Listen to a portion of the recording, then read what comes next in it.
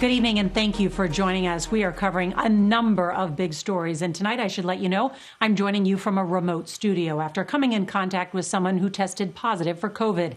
And like many of you have had to do over the last couple of years, I am working remotely. But the top headline tonight is the breathtaking rise of inflation. Consumer prices were up 7% in December compared to a year ago. That means the cost for virtually everything is on the rise. Food, gas, rent, utilities, and cars. Unfortunately, economists predict it won't be over anytime soon, with inflation remaining high throughout the year. But higher prices aren't the only problems facing consumers. Bare shelves are another problem. Supply chain shortages are hitting grocery stores on even the most basic of items. CBS's Scott MacFarlane is at a supermarket in Bethesda, Maryland. Good evening, Scott. Norah, this is the sharpest rise in consumer prices in nearly 40 years, creating two problems for grocery shoppers. Rising prices emptying their wallets, and the store shelves emptying too. Dennis Stevenson is a military veteran and retired with a fixed income and years of experience bargain hunting. He says he's made new cutbacks to keep the refrigerator full. That means cutting corners. It really hurts like Christmas time, like for your grandkids. Today's report on inflation shows ground beef prices up 13%. Double-digit jumps in the price of eggs, crackers, and bread. Breakfast cereal up 6%, and the milk you pour in it up by more than 4%.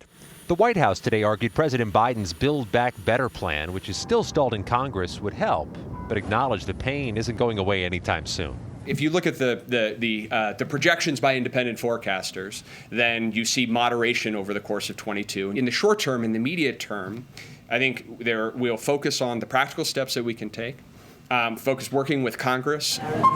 Amid the Omicron wave of the pandemic, the problem isn't just the prices of items on the shelves, it's finding and stocking them.